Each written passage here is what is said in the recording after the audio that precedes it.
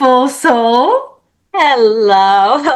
Let me get my camera squared away. Good morning. I know I don't know what time it is where you Hello. are, Astrid, but still 11 a.m. here in California. So lovely to join Yes. you.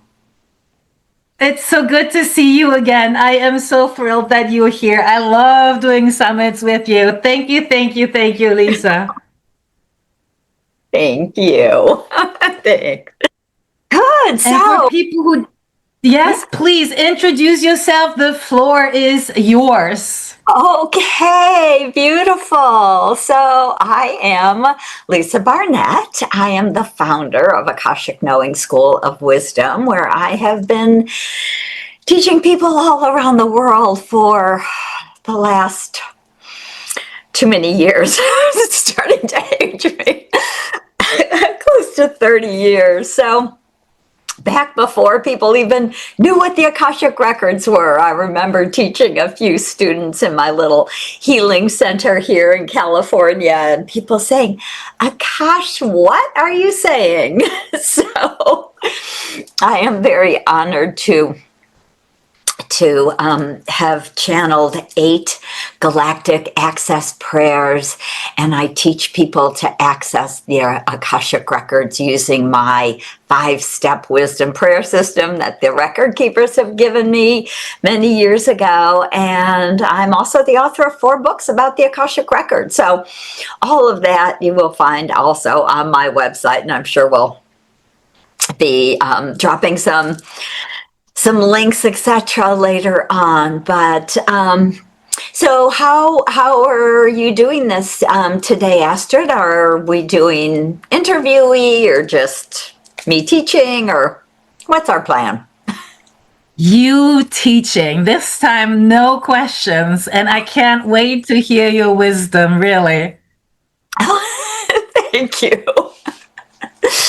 Thank you. There is really the fun thing in my world. There's always so much to share, right? So I think I'm going to start with my brief description of what the Akashic records are, and just so we're all on the same page, because I know that over these last 30 years, they have become much more mainstream. When the record keepers first started talking to me, they told me that the beings of light that keep the field of the Akash, had pulled the energy away from the planet because during the Dark Ages, humans were misusing the information for their own gain, to win wars, find people's gold and jewels. And so they literally pulled the vibration of the field away from Earth. So it's a higher vibration and not as easy for everyone to access.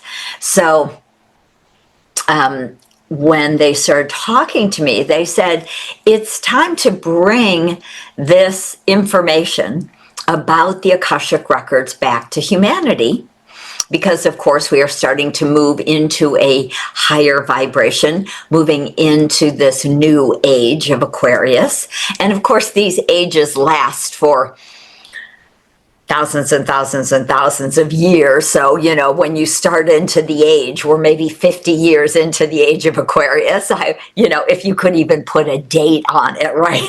Because something that lasts for 26,000 years, how do you put a date on it? But anyway, so the Akashic record is the recording of your soul's journey through all time-space continuum. So not only are you an infinite soul, but your soul has been recording everything it has ever been or done in human lives in this earth plane, but also in the galactic world. So most of us, well, I would say everyone, is a starseed. Everyone is galactic. We've lived in the Pleiades or Sirius or Arcturus. Many of us are from Andromeda. a whole nother galaxy, right? And beyond, places we don't even have names for, and often don't have very much, most of us do not have very much memory of those really distant galactic lives. But everything is naturally, energetically recorded into this field that we call the Akashic Record or the Akashic Field, because it is part of the quantum field. It is pure source energy, and it's just as if you on your computer every day, everything you write, every Word doc or whatever it is you have set up goes up into the cloud, right? We are now mostly storing things in the cloud instead of on our computer, so that we can get it from our phone or our tablet or our computer, right? And the Akashic Record is similar in the way that it is recorded in the Sanskrit word akasha translates to ether or sky. So it is recorded and stored in the ether. And that is literally what the Akashic Records are. So I think it's interesting, and I've been experiencing a little more of this recently, where people are saying, but is it stored in your body? Is it on a cellular level? Is it in the fifth dimension? Where? and the way the record keepers have been explaining this to me is they say we have kind of different access points into the Akash. So there is a cellular memory that we hold in the body, which is also very connected to our genetics, right, to our DNA. So we could say, yes, there is a level or layer of this recording, or some of the recording, in the body. But the way the record keepers explain this is that when you decide to come back to Earth, right, this huge infinite soul who has thousands or millions of aspects of that soul embodied in different places, planes, dimensions, worlds, times. When an aspect of your soul decides to come back to Earth in what we would consider this time space, this present moment, to do the work that we're doing here, we write a soul plan. And it is actually the title of one of my books, Your Soul Has a Plan. And it really is about awakening to your life purpose through your Akashic Records. So your soul wrote a plan for this life, and it includes all the soul contracts you write with other people. So most of us have written 50 or 100 soul contracts with other people.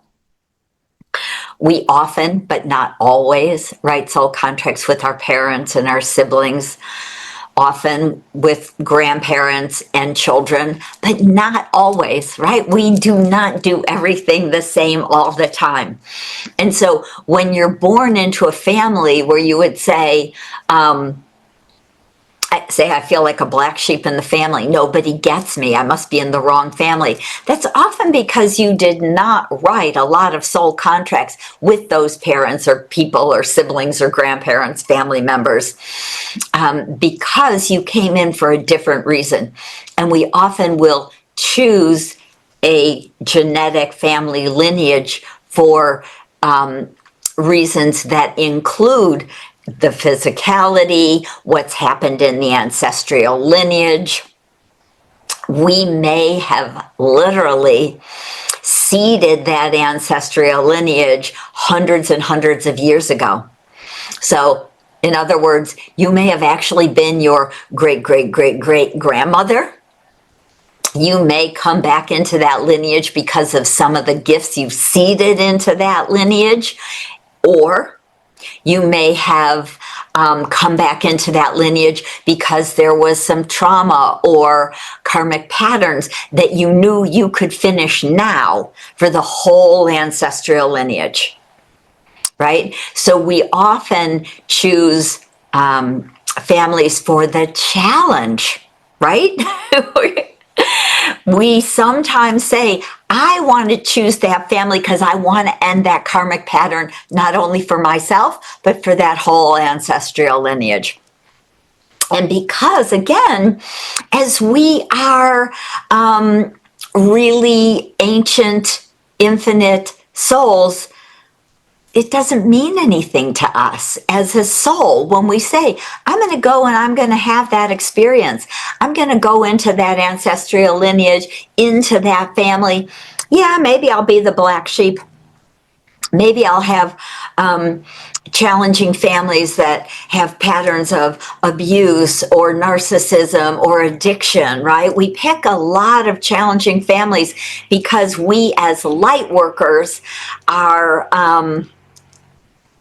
so much more powerful than we often believe or acknowledge in ourselves. So again, it is important that we do start to step into our own power and acknowledge that we are ancient, infinite, wise souls, that we have lived, most of you have lived 500, 800 lifetimes on Earth alone. That's not counting those galactic lives, those angelic lives, those other lifetimes in the multiverse, right? You are so much more than you can even imagine. And to me, accessing the Akashic Records helps you to start to see that, feel that, acknowledge that. We can go into the records and look at these lifetimes and understand some of the plan that your soul wrote right now and the why, right? So I saw somebody said, oh, that sounds like my ancestral family, right? When you think of your family and you go, right, we have addictive patterns, we have narcissistic patterns, we have abusive patterns. Not only that, we often have different kinds of energetic curses that may be plaguing an ancestral family or plaguing your life, right? We have these karmic patterns around money and health and different levels of abundance. And we, again, as infinite souls, say, I want to go right into that crazy family. And I want to remember and I want to transform.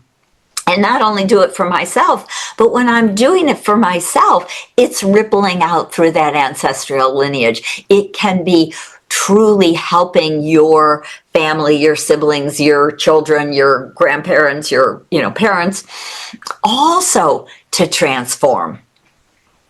And so when we come into a singular body, right? When we come here, of course, we all have amnesia usually when we hit a body. Some of us have, some childhood remembrances. Like for me, when I was about 3 years old, I remember seriously looking at my hands and thinking, oh no, like I'm trapped in this little thing, and telling my mother, I want to go back. I want to go home. My poor mom was like, you're home, honey, right? It's like, what's wrong with you? I think my parents thought I was insane. Anyway, but many of us, other people, right, who have that, you might type in the chat like, ooh, I had those crazy childhood memories of knowing I was so much more. And to me, the reason for to learn to access your own records is that gives you the ability to not only remember these greater truths of who you are as an infinite soul, but it also helps you to heal and clear the programs, to go back into past lives and change some of that emotional pain, change some of the vows we've made, release and clear and delete, and literally start to rewrite some of the stories we've written throughout time.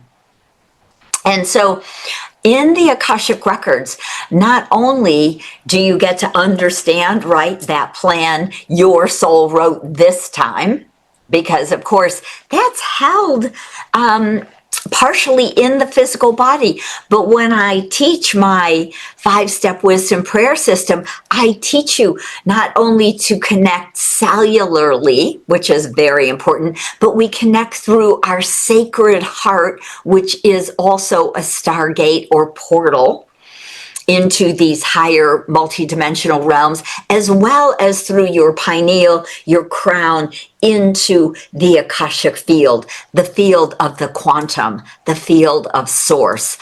So we literally access the Akash in multiple ways, levels, dimensions, to really fully start to embody it, and to also be able to help ourselves to really do personal healing.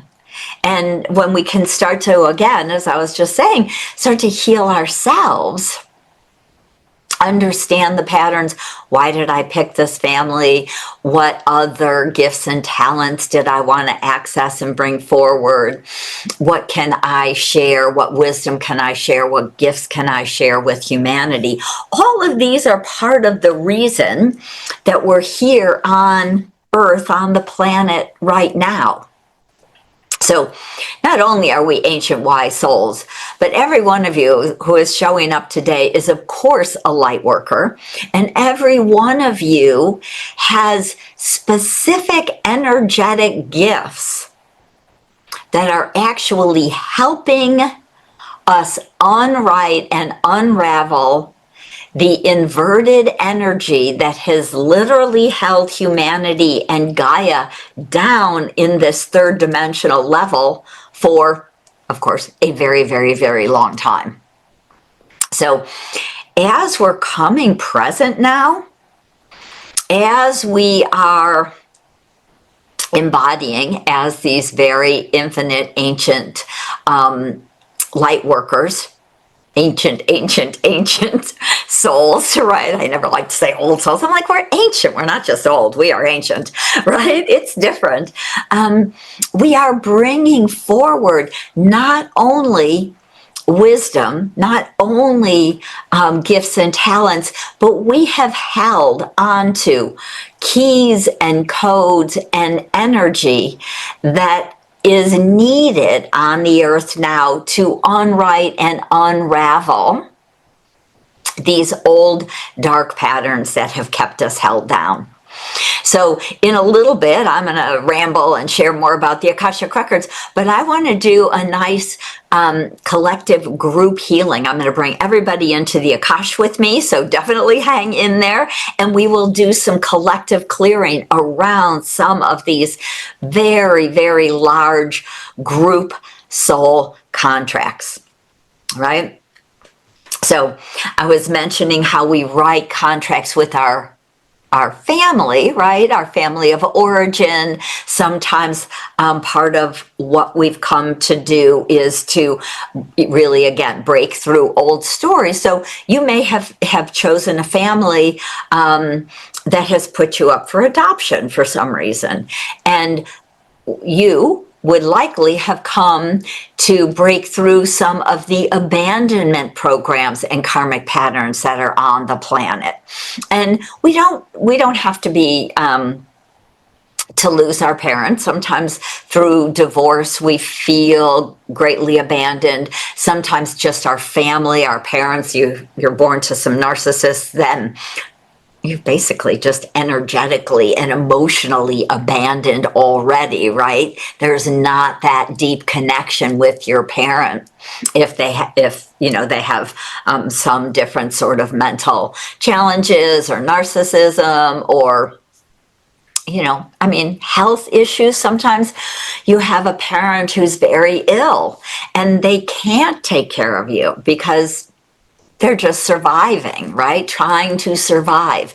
And so one of the big contracts on the planet is about healing these patterns as a collective, right? So So yes, thank you for sharing that. And as people are kind of sharing that they had, I just saw narcissistic mother and these different kinds of, feeling abandoned, wanting to go home. How many of you feel like some starship dropped you off and you're waiting for it to come back? Or, or how did I lose that connection to source? And all of those sorts of kind of energetic pieces. And we realize, like, why, right? Often when when clients come to me, one of their big questions, especially with some of these soul contracts for challenging families, we think, why would I pick that? What, am I crazy? I would not, right? I would not consciously choose to have an abusive family or a narcissistic family or an addictive family, right? I wouldn't do that. And again, one of the great reasons for learning to access your own personal Akashic records, which is, the greatest, for me, blessing to share with humanity. But of course, getting a good reading or really understanding why we would choose that. And honestly, the very simple answer, not always so simple to embody, but the simple answer is because you're so much more. You are that huge infinite soul. And not only that, but we love to learn and grow as a soul. So one of the things we do is we come in and we pick these challenging families because, you know what? Sometimes we've been the perpetrator. We've been the abuser. We've been the narcissist. We've, been the abandoner. We have been that person in, again, many different lifetimes, many facets, many views of those stories. And because we've been that, we also want to experience what it's like to be in that, to be the child of a narcissist, to be in an abusive relationship or family, to be able to end abuse in your ancestral lineage, which I know many of you are doing. It is one of the big light worker group contracts on the planet today, is to literally end abuse in our ancestral lineages so that that abusive tendency and pattern, whether it's sexual or emotional or mental or physical, we are here. Often we step into these families to end that abuse so it does not get passed down to more children out. Sometimes we stop it from being perpetrated upon even our siblings, right? And so, again, as we can start to learn more about who we are as these big infinite souls, I find that not only is it phenomenally healing and even instantaneously healing, it really transforms the way we see the world, and it allows us to step more fully into being compassionate, being forgiveness, being able to share the wisdom and the learning and the growth that we've experienced with other people. Right, I've seen many of my students and clients who have had come from very abusive families become energy healers. Some of them have become certified Akasha consultants so they can do readings and healings for other people. Of course, many of them become therapists or hypnotherapists to be able to help other people. And so it's so beautiful when you can really realize that we are truly infinite souls, that you are powerful, right? That you are so much more than these little bodies that, kind of leave us feeling kind of like, but I'm just a little human, I would say many of us kind of start there going, oh, but I'm just a little person. What can I do? Well, you can just literally start by doing your own healing. Because, of course, when we start to move into that greater expansion of truth, that we are all part of the quantum, we are truly all one with this field of source energy.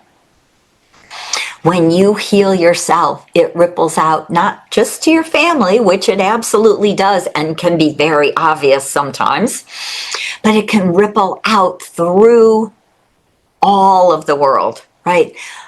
Ripple into all humans who are having similar experiences.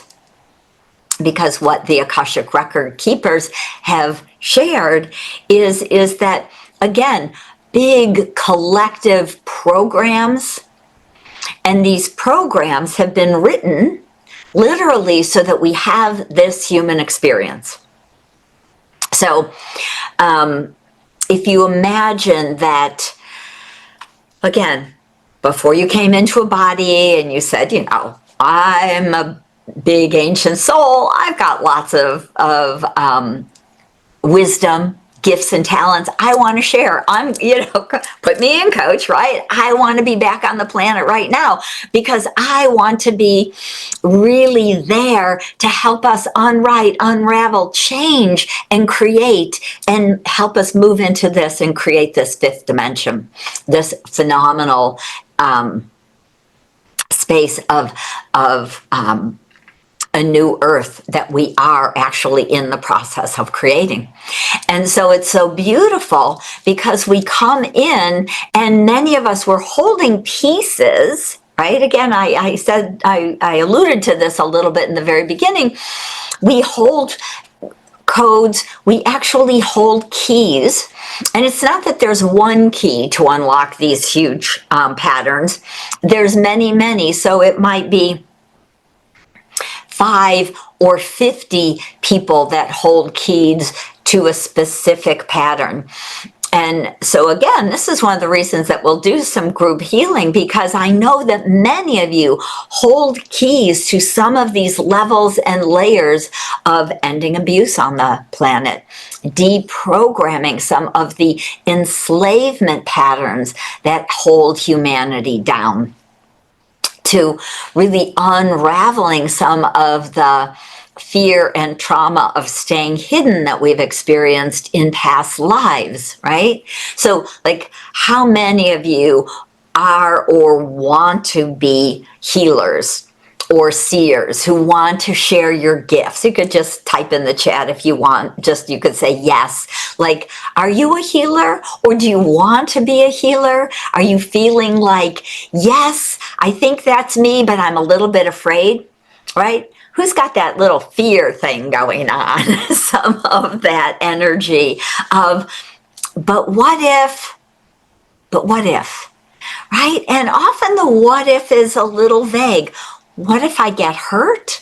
What if I can't survive, right? What if my family disowns me, or my family or my partner leaves me? Or what if I get killed for that? Because of course, some of those past life memories are held, again, this field, in our cells.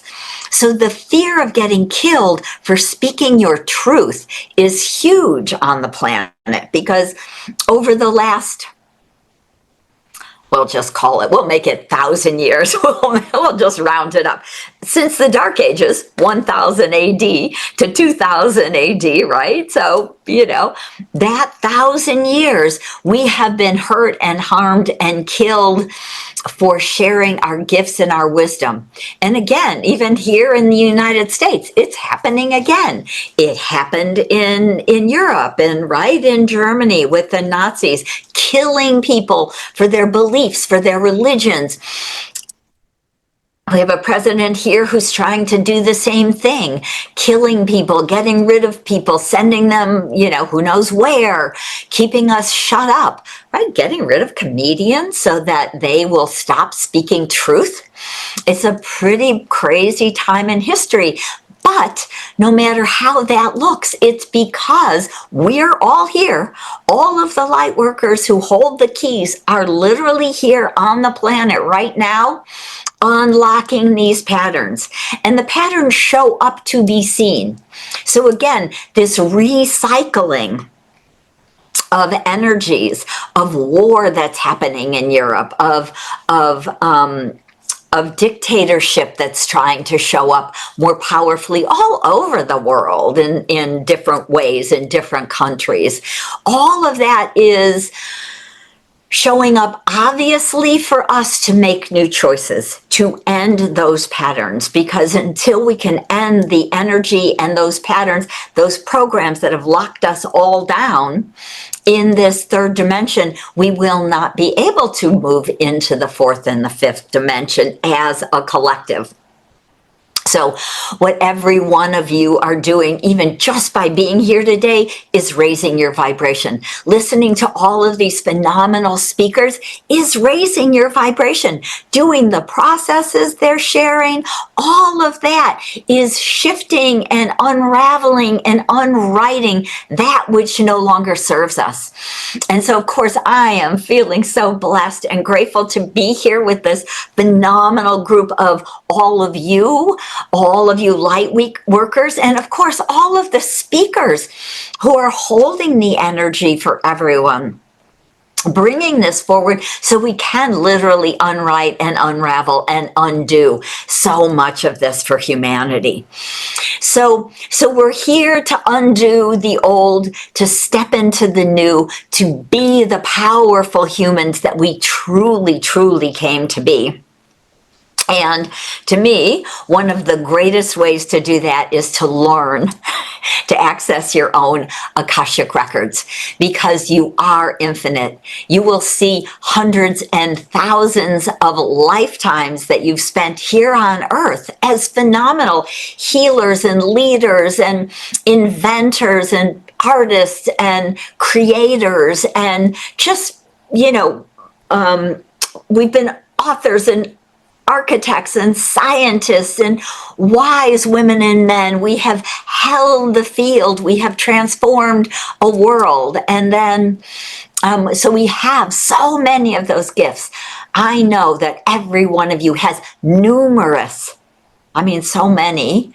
Most of us bring a couple of them to Earth, but I know you have numerous gifts.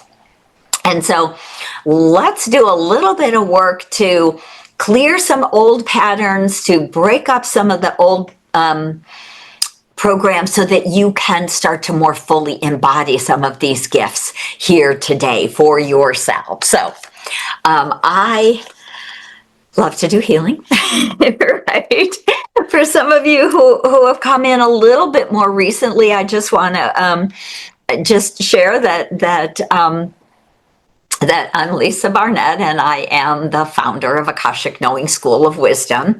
And I will, of course, I saw Astra drop one of my links in the chat, but I'll drop some more links in a bit. But it is time for us all to awaken to the greater truth of who you are. To move out of believing that we're small little humans and we can't do anything, because everyone is powerful. You all can make a change. And again, that change may be totally personal.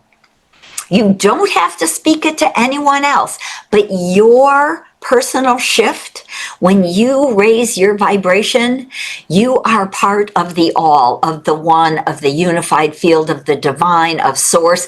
It will ripple out. You will be sharing your light, whether you stay in your house and do it through meditation or whatever it is that makes you happy, whether you sit hugging trees and working on energy grids. It's so divinely guided and important. So you don't have to be like me and other speakers out there chatting it up. You can do it purely through the energy and the light and the love. Sorry, I just see Astrid just said, "Oh, we are time." For some reason I was thinking it was an hour. Astrid, I apologize. Oh my gosh. That's okay.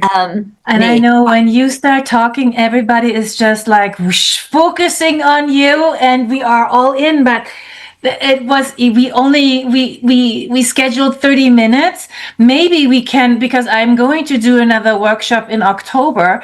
Maybe I can just invite you in, and you can just come back as a guest speaker in one of my things. Really, I would love to have you there, so that I know your gift.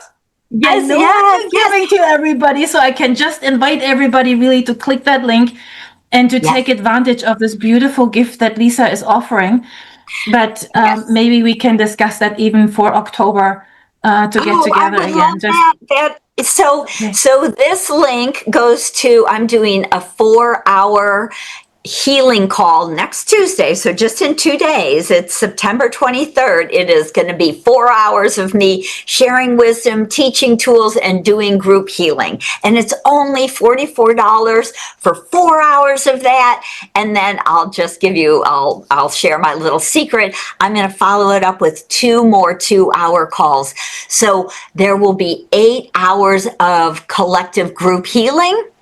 And it's only $44. So if you click that link and you do that, you'll get the emails, you'll get the information, so that you can jump on. And I'm sorry I didn't get to do any group healing today, but you will get 8 hours of group healing. And I will join Astrid in October. So I love that. Thank you, thank you, thank you. I'm so sorry for running over. I apologize, but I love you all. It's all good. Thank you so much. Thank you. Okay. It was such a pleasure. Thank you. Thank you. Let's just breathe that all in. Let's clear, let's clean, because there was so much. I love it. And we can focus now again on Judith, because Judith is our next speaker. So, and it's like ramped up until tonight. Next time I will take a little bit more time for the speakers. Maybe we need a little bit more than 30 minutes. I don't know. We'll see. Judith, thank you so much for being here. Thank you so much. Yes, you can unmute yourself. Awesome.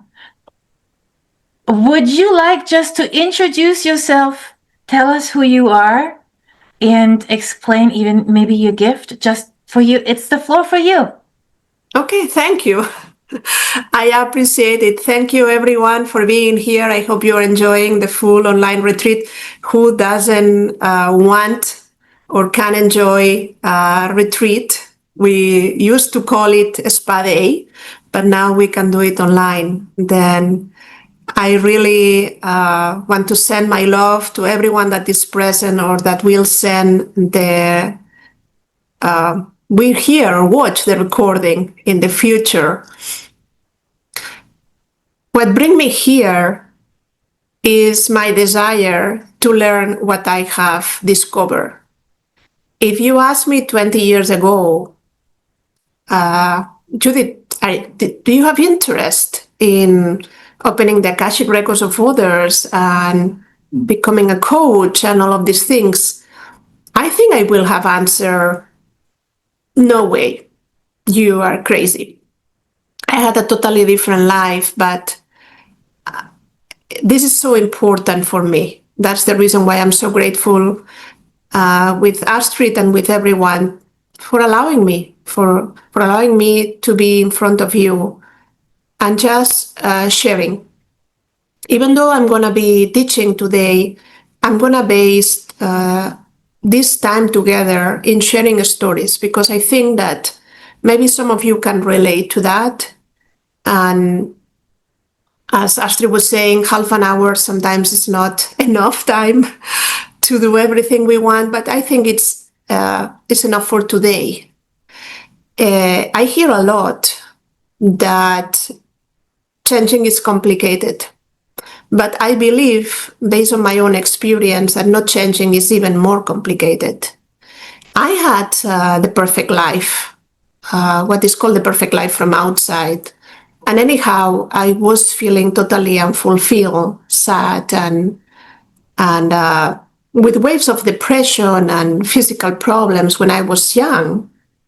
Then what it seemed the perfect marriage and the good job and the financial security and the home you want was not enough. And people tell me, but why you complain? You don't have any right to complain. You have everything. And maybe the everything that we are all looking is not out there. It's not what can be bought with money or we can receive from others.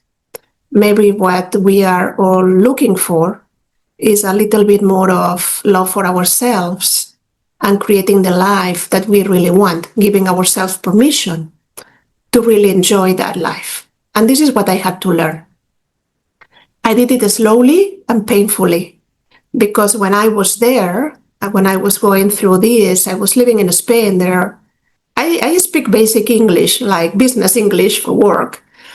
But I didn't have access to everything that was happening in America. Now I have been living in this country, American citizen, for 15 years. Then I had lack of resources. There was no workshops like the one I teach on self-love. And really, cognitive therapy was not for me. Then I had to start studying and anything, reading books, listening to anyone that have something that can add to my confusion and lack of understanding of what was the root of my problem, until I figured out that the root of my problem was the lack of self-love. And why is this important? Because we are here to exit a cycle. We are here because the time has arrived to continue living your life the same way. We are here because all of us, for whatever reason, we are interested in creating a life that is really fulfilling and brings us joy. Then I didn't have any idea how to do that. Again, I was 25.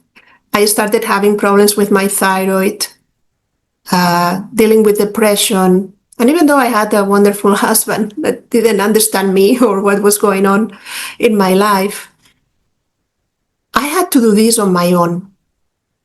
Then having help is really important, having support, having a group of friends, a family that is there for you. But sometimes we have to do this on our own. We have to do this not in the loneliness, but in the idea that only us can really take responsibility for our lives.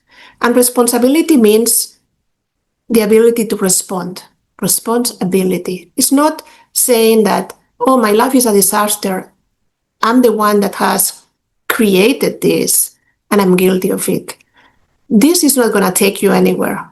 If you really want to change, if you really want to exit the cycle, you have to do it loving yourself a little bit more every day.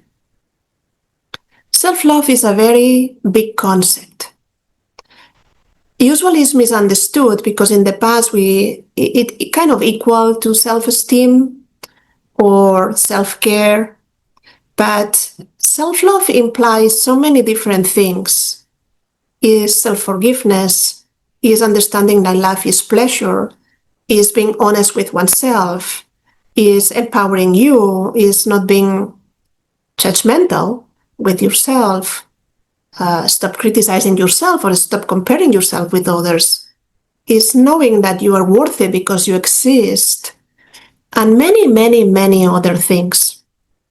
And learning all of this is not a matter of a lifetime. Maybe it's going to take us several lifetimes if you believe in reincarnation. But what I'm trying to say is that the moment where your life gets transformed is the day when you say, no more. This is not the life I want. And I'm going to do everything I need to do to change it? You may be at this point. You may not know. And I understand because I have been there. Again, I had no resources. Nobody could help me. Nobody understand what I was going through. But I had a desire. I had the desire to create the life that I thought that it was meant for me. And even if you don't know what life you want, I'm sure you know that if you're in a bad place, there is something better waiting for you. And that's good enough for now. You don't have to have 100% clarity. But you have, or you need, an intense desire for transformation and the commitment to show up for yourself. Many of the people with whom I work are similar to me. We tend to attract people that we resonate with. Yes, Vanessa, there is something better waiting for you. Thank you for sharing. Then I see every day when I work with people in workshops or privately that we all have this tendency to self-sacrifice or to please others or to put others first or to take care of others before we take care of ourselves. And this is, since I work 90% with women, is a role that we have learned. It's something that ancestrally has been imprinted on us. For sure, genetically, it's there. If you have learned it, culturally, it's there. It's something that may even come from past lives where you have learned through, for example, doing spiritual work, that others matter more than you and that this is the way you want to show up for them. Why I'm sharing all of these things with you? Because the way you behave right now may not be based on your conscious choice. It may be a result of what you have learned since you were 0 or even before that, through ancestral influences, through past lives, and everything that had happened to you since 0 to your age right now. That means that no matter what, we are a product of everything we have experienced. You believe or not in past life, it doesn't matter. We all have had different experiences where we have learned what does it mean to love and to be loved. And when our idea of loving is putting others first and sacrificing as a norm, this is what we do. This is what we consciously or unconsciously choose. And let's go to an example. Let's suppose that you are exhausted and you have so much to do. You are going through your own struggles. And it's Friday night and you want to go to bed. But your friend wants to go out. It's your best friend. And she really needs an outing. And is asking, yeah, just dinner. Just come on. Just get dressed. Let's go. It's not a very important situation. Nothing is going on. You have two choices. You choose to please your friend. You choose to please yourself and go to bed. How many times in front of silly decisions like this one, we say, it doesn't matter if I'm tired. I'm going out because she asked me to. If we do this in front of silly decisions and we keep practicing and practicing, when there is a big decision about the same kind of things, I stay or I leave, I do this for my children or I don't, I do this for my team, at work or I don't. I stay until 3 a.m. working or not. We are going to apply the same rules to make the decision. Or someone asked me, I have to. Because our way of dealing with life is others go first. Unless we change these imprints or blueprints or ideas, these are the core beliefs that run our lives. Then, if you want to make changes in your life, the first thing that you have to do is to try to understand what are the core beliefs that run your life. And again, there is nothing wrong with loving others or with being there for others. But the problem is that when you give and keep giving and continue giving without taking care of yourself, there is a moment where your tank of love is empty. You run out of battery. This is like asking your car to continue moving and not putting gas or electricity on it. The car is going to stop. It's going to say, yeah, I love so much to take you to the next place you want to go. Can you put some gas on me or charge me? Then we do that. We run in empty. And because we can, we do it again and again and again. And there is a moment where we are not giving the love we have for others. When we run in empty tank, this creates resentment because we feel bad and it has consequences. And I'm sure all of you, like in this level or that level or that level, you have feel it. Please tell me in the chat if any of you have experienced that after a process in life where you have put others first, have suffered health problems, financial problems, emotional problems, problems that you didn't have before, problems in any area of your life that show up as a result of abandoning yourself in whatever relationship. It might be a relationship with your company or with your, commitment with your team or boss, or a relationship with your children or your husband or your friends. Then we tend to put others first because this is what we have learned. And let me tell you a secret. The more you cultivate the love for yourself, the easier it is to have a big amount of love in your self-love tank that you can share with others. And it's not about saying, oh, I don't have, I cannot give. It's about saying, let me cultivate the love, because the more I have, the more I give it, and it comes back to me multiplied. Then it seems that we have a wrong understanding about this idea of love, that we think that love is conditional, that we have to give love to receive love. And that's not true. We have to cultivate love because the more we have, it becomes our state of being. When you are being love, people around you can feel it. People like to hang out about those that love themselves.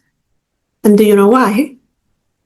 Because they usually don't compare with others. They don't like drama. They are not needy. Then they can be there for others, hold the space for others. They are more patient, more open-hearted. Let's fix. Of course, they have their character. And yeah, we are going to arrive to how to cultivate love for yourself. Thank you for the question in the chat.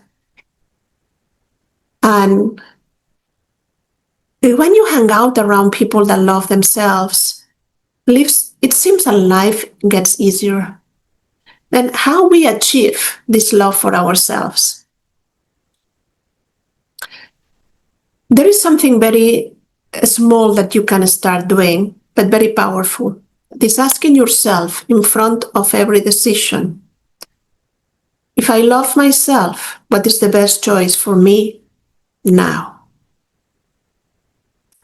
Don't forget the now, because the question has to be attached to the moment where you are asking the question. When you ask these questions, what you are achieving is, first you pause. You break the cycle of the autopilot. Exit the cycle means stop doing the same again and again and again and again. Then when you stop and give yourself the opportunity to choose, you understand that you are powerful, that you are not powerless. It doesn't matter if it's a big decision, like I'm going to get divorced or I'm going to stay here, or I'm going to eat the pizza or the salad. It's not about how big is the decision. It's about giving yourself the space to put yourself first in the decision without answering, as you usually maybe do, that others are more important than me.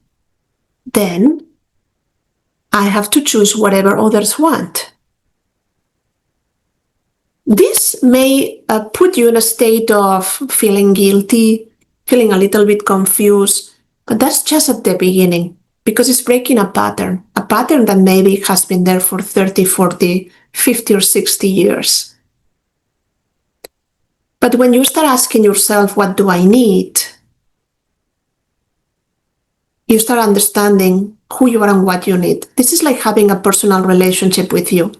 When we met someone, a friend or a potential partner,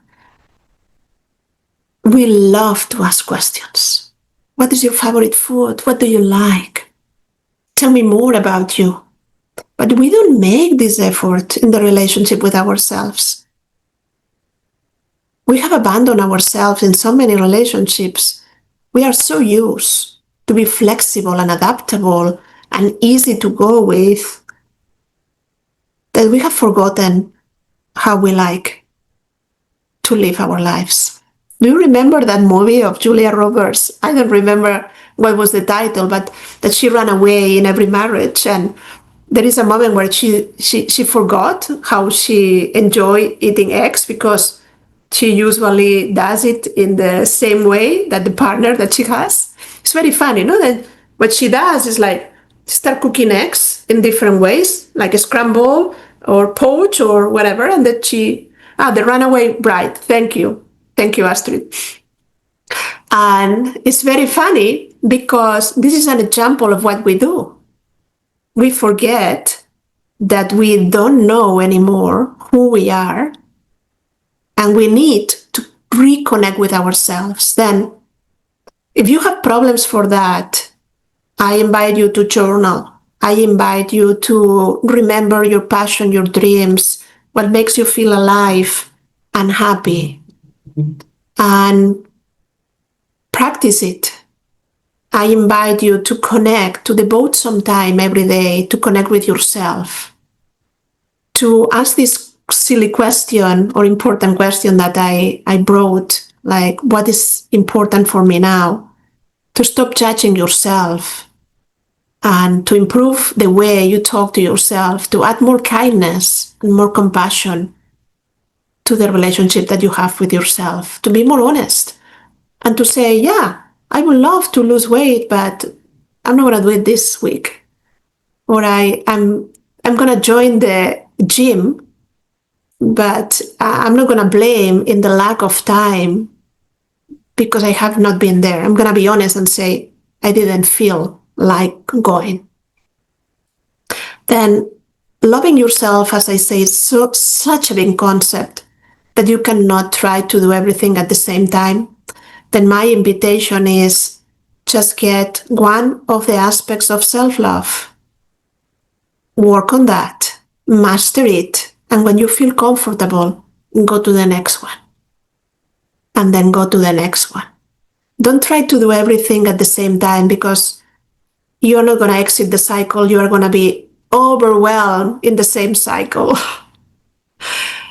And the important here is to put yourself first, whatever it means for you.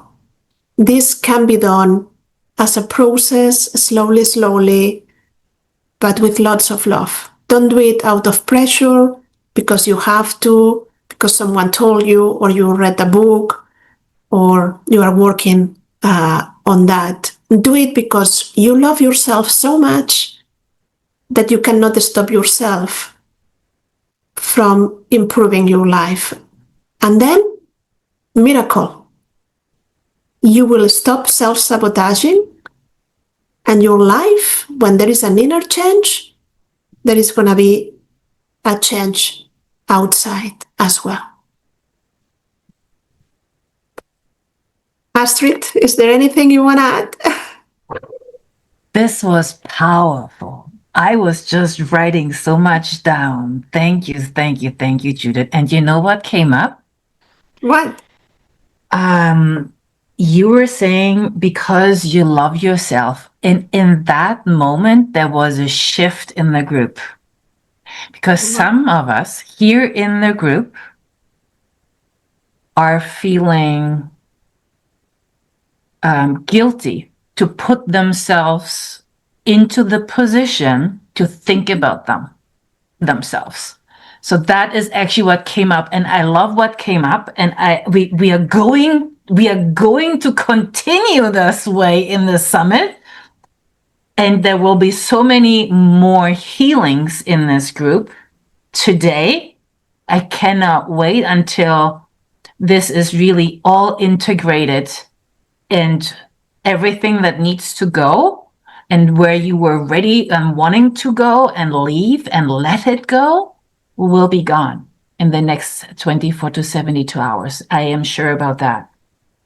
Yeah, thank you. We didn't have the time to do that part, but I just want to add that what you said is the key of the transformation.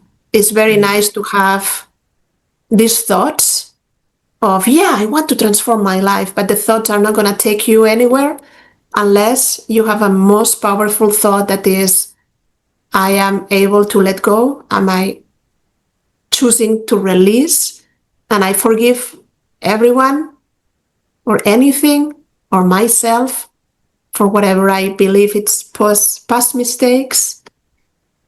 And I choose a new life right here, right now. With every breath you take, with every breath, there is a new life. Yeah. Thank you so much for being here, Judith.